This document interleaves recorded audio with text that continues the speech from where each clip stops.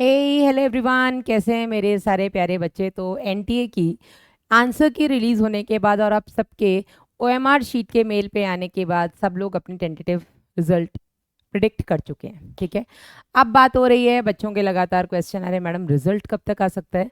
तो एनटीए ने बेटा अपनी ऑफिशियल वेबसाइट पर 14 जून की जो डेट है वो अनाउंस की है। टेंटेटिव डेट जो रहेगी रिजल्ट की वो 14 जून रह सकती है, 14 जून रह सकती है, लेकिन हम ऐसी उम्मीद कर रहे हैं कि उससे एक दो दिन पहले या हो सकता है बाद भी आए, पर उसके बाद तो आने की चांसेस बहुत कम है। हम उससे पहले की उम्मीद करते हैं।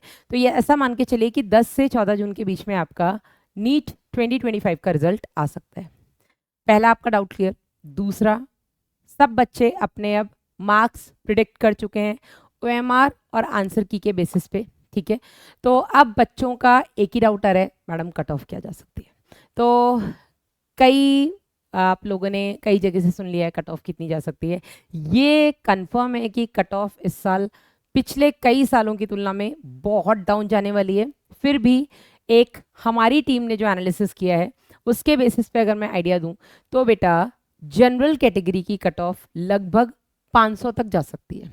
अगर मैं बोलती हूँ बेटा लगभग 500, तो मतलब आप यहाँ पर +-20 की रेंज लेकर के चलिएगा। +-20 की रेंज, ठीक है, +-20। जनरल और ओबीसी में बेटा जनरली 5 नंबर का डिफरेंस होता है। ठीक है, तो ओबीसी भी जो कट ऑफ रहेगी वो 490 से 500 के बीच में रहेगी। ठीक है, और इसमें भी बेटा आप +-20 लेकर के चलिए, हो सकता है 510 से 530 आ जाए। ठीक है, एसटी कैटेगरी की अगर हम बात करें तो 400 प्रिडिक्ट कर रहे हैं मेरे हिसाब से बेटा, ये मतलब 425 तक जा सकती है। इसमें हम +-30 लेकर के चलते हैं।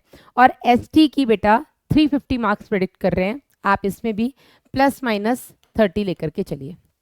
ठीक है, ये जो बेटा आपका कट ऑफ है ये हम फर्स्ट राउंड काउंसलिंग जो होती है आपकी उसके लिए प्रिडिक्ट कर रहे हैं। इसके बाद आपकी सेकेंड राउंड होती है, उसमें जो कट ऑफ है थोड़ी और नीचे चली जाती है। थर्ड राउंड में कट ऑफ बहुत नीचे चली जाती है। और एक होता है mop up round. Mop up round में जो बची हुई सीटें होती हैं उस पर अगर कोई कैंडिडेट लास्ट तक वेट करता है, कई बार ऐसा होता है कि बच्चे को कोई उम्मीद नहीं होती फिर भी वो काउंसलिंग में ट्राई करता रहता है। कई बार इसलिए काउंसलिंग में ट्राई करता है कि वो सीख जाए कि मैडम इस साल तो नंबर कम है, अगली साल मैं कम से कम पहले से पता होगा तो घबराऊंगा नहीं और मैं निकाल जाऊंगा, गलती होने की चांसेस कम रहेंगे, ऐसा ना हो कि मार्क्स है और सीट छूट जाए।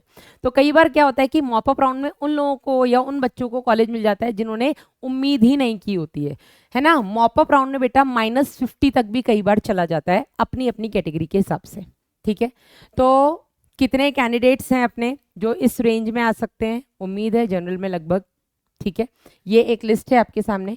अब बच्चे बोलते हैं मैडम एम्स के लिए कितने नंबर चाहिए, एम्स दिल्ली के लिए, मैम वीएमएमसी के लिए, मैम एमएएमसी के लिए, या अपने अपने स्टेट के बेस्ट मेडिकल कॉलेज अगर हम बात करें जैसे यूपी में केजीएमसी लखनऊ हो गया, ठीक है, आपका राजस्थान में एसएमएस जयपुर हो गया, आपका एमपी में इंदौर हो गया। ठीक है, तो अपने अपने स्टेट के बेस्ट मेडिकल कॉलेजेस के लिए मैडम कितनी रैंक आनी चाहिए जिसमें हमें सीट मिल जाएगी, तो उसका भी एक रफ प्रिडिक्शन हमारी टीम की तरफ से किया गया जो आप देख सकते हैं। उम्मीद है कि जो एम्स दिल्ली की सीट है वो, हालांकि इस बार 720 नंबर तो आने के चांसेस लग ही नहीं रहे हैं ना, तो अपना मैक्सिमम हम उम्मीद कर रहे हैं कि टॉपर के भी इस बार 670 के आसपास ही बनेंगे। तो 670 से 520 मार्क्स के बीच में। अब इसमें बेटा सारी कैटेगरीज आ गई। ठीक है, 670 ऑब्वियसली जनरल वाला होगा, है ना, ओबीसी वाला 660 तक मान लो, 665 तक मान लो। आपका जो एसटी कैटेगरी वाला बच्चा होगा हो सकता है 520-25 तक उसको भी मिल जाए। तो ये कैटेगरी वाइज बेटा हमने मार्क्स का प्रोडिक्शन किया है। रैंक लगभग ये रहेगी all India rank, AIRS all India rank लगभग इसके बीच में रहेगी, तब जाकर के आपको एम्स दिल्ली या जिपमर मिल सकता है। और मैं फिर बोल रही हूँ बेटा, ये हम फर्स्ट राउंड ऑफ काउंसलिंग की बात कर रहे हैं। Second round, third round, mop up round में धीरे धीरे जो रैंकिंग होती है या जो स्कोर होता है उस कॉलेज का वो और कम होता चला जाता है। ठीक है ना, तो फर्स्ट राउंड में ऐसे हम उम्मीद करते हैं कि 1 से लेकर के 75 रैंक जिसकी रही होगी, जिनके मार्क्स लगभग इस रेंज में होंगे general OBC SC ST category के, उनको बेटा एम्स दिल्ली और जिपमर मिलने के चांसेस हैं। अब यहाँ पर दो कैटेगरीज बेटा अपनी और आती हैं, एक आती है अपनी EWS, ठीक है, एक आती है अपनी EWS, दूसरी आती है बेटा अपनी PWD, पर्सन विद डिसेबिलिटी। ठीक है, EWS में हम ओबीसी के बराबर ही कट ऑफ मान के चलते हैं, तो ईडब्ल्यूएस की कट ऑफ भी लगभग आप 490 से 500 मान करके चलिए, और इसमें भी आप +-20 का रेंज लगा करके चलिए। और हम बात करें बेटा अगर पीडब्ल्यूडी की, पर्सन विद डिसेबिलिटी, जो फिजिकल हैंडीकैप्ड कैटेगरी के अपने बच्चे हैं बेटा, उनको मैं बता दूं कि पीडब्ल्यूडी कैटेगरी का एज सच कुछ पहले से प्रोडक्शन नहीं होता है, ठीक है, कट ऑफ का। ये डिपेंड करता है कि कितने बच्चे उस ईयर उस कैटेगरी के बैठे हैं, ठीक है। लेकिन फिर भी मुझे ऐसा लगता है बेटा, मैं अपना पर्सनल बता दूं तो मतलब 150 नंबर या 120 से 150 नंबर के आसपास आपको सीट मिल सकती है, मतलब मिनिमम बता रही हूँ, ठीक है। मैक्सिमम तो हो सकता है पीडब्ल्यूडी कैटेगरी वाला बच्चा 500 लेकर के बैठा हो तो उसको एम्स दिल्ली मिल जाएगा, ठीक है ना, लेकिन ये मैं मिनिमम बता रही हूँ, ठीक है। आपका 120 से 150 नंबर में भी पीडब्ल्यूडी कैटेगरी में इस बार कॉलेज मिल सकता है। एक और बेटा यहाँ पर अपना जिक्र करना जरूरी है, लगातार बच्चे क्वालिफाइंग मार्क्स भी पूछ रहे हैं, क्योंकि उनका कुछ और एम है कि मैम हम प्राइवेट से कर लेंगे अगर गवर्नमेंट नहीं मिला तो क्वालिफाइंग मार्क्स की बेटा अगर हम बात करें कि कैटेगरी वाइज क्वालिफाइंग मार्क्स कितने रह सकते हैं, तो जनरल का बेटा 125 के आसपास, ठीक है।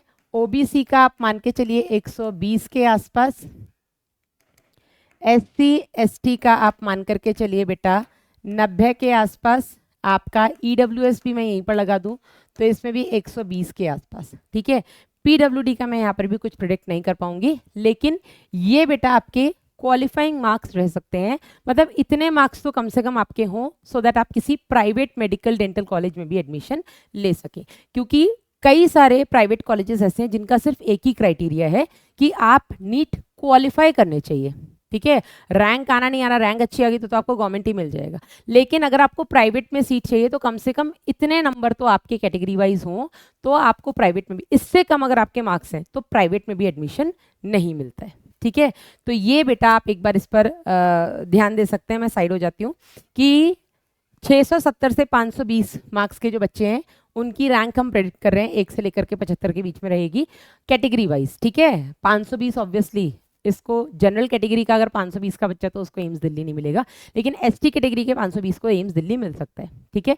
ऑल इंडिया रैंक हम इनकी ये प्रेडिक्ट कर रहे हैं 650 से 670 बेटा, ये 520 नहीं होगा बेटा, ये 720 होगा, सॉरी, ठीक है, ये यहाँ पर टाइपिंग मिस्टेक है, दिस शुड बी 720, ठीक है, 720। तो 670, हालांकि इस बार 720 आने की उम्मीद बहुत कम है, मतलब मुझे तो नहीं लगता है, लेकिन ठीक है अगर कोई आ जाए तो विरले ही हो सकता है, एक्सेप्शंस आर ऑलवेज देयर, है ना, अपवाद की दुनिया है भाई साहब।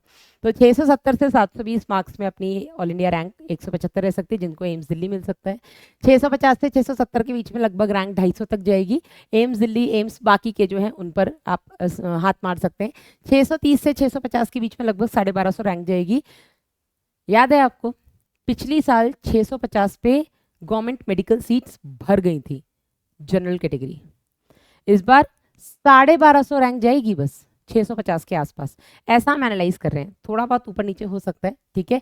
इसमें आपको सारे के सारे, आप एम्स मेन 2-3 को छोड़ दो, आप किसी भी एम्स में जा सकते हैं, इसके साथ ही साथ आपका स्टेट का जो बेस्ट मेडिकल कॉलेज है आप उसमें एडमिशन ले सकते हैं इस रैंक और इस नंबर के आसपास, ठीक है। तो ये आप देख सकते हैं, मैं साइड हो जाती हूँ, आप चाहें तो इसका स्क्रीनशॉट ले लें, और आपने अब तक अपना OMR शीट जो आपके मेल पर आई है उसे अपनी आंसर की के साथ मैच करके अपना रिजल्ट प्रिडिक्ट कर लिया है, तो आप वहाँ से देख सकते हैं आपका क्या मार्क्स रहेगा, किसके बीच में आपकी अप्रॉक्सीमेटली रैंक बन सकती है, और उसके हिसाब से आपको कौन सा मेडिकल कॉलेज मिल सकता है। ये कहीं ना कहीं आपको काउंसलिंग में हेल्प करता है, अपने रैंक और अपने नंबर के हिसाब से आप अपने चॉइस फिलिंग में कॉलेजेस भर सकते हैं जिनके मिलने की संभावना ज़्यादा है, बाकी भरने को तो कुछ भी भर दो, ठीक है। तो आई होप इस वीडियो से आपको छोटी छोटी सी बहुत बारीक चीज़ें जिसका आप इंतज़ार कर रहे थे उनका आंसर मिला होगा, जैसे कि डेट, मैम रिजल्ट कब तक आ सकता है, क्वालिफाइंग मार्क्स क्या हो सकते हैं, और मैम कितने मार्क्स पे लगभग, या काफ़ी बच्चे अपना रिजल्ट अब शेयर भी कर रहे हैं कि मैडम हमारे इतने मार्क्स बन रहे हैं, आप हमें सजेस्ट करिए कि हमें कॉलेज मिल जाएगा। तो आई होप इससे आपको काफ़ी हद तक आइडिया मिल चुका है। लेकिन एक चीज़ जाते जाते मैं और बोलूँगी कि जिस बच्चे के मार्क्स इस साल अप टू मार्क नहीं आए हैं, या जिनका स्कोर अप टू मार्क नहीं आया है, उम्मीद से काफ़ी कम आया है, तो बेटा हताश नहीं होना है, निराश नहीं होना है, NEET is not the end. And NEET में मैं कहूँगी कि नीट 2025 दुनिया का अंत नहीं था, आप नीट 2026 में अप्लाई करें, ठीक है। उसकी प्रिपरेशन करें, जो गलतियां पिछली साल हुई हैं उन गलतियों से सीखें, उनको सुधार करें और नीट 2026 में अपना अच्छा स्कोर लेकर के एक मेडिकल सीट रिजर्व करें। Okay, bye bye, all the very best.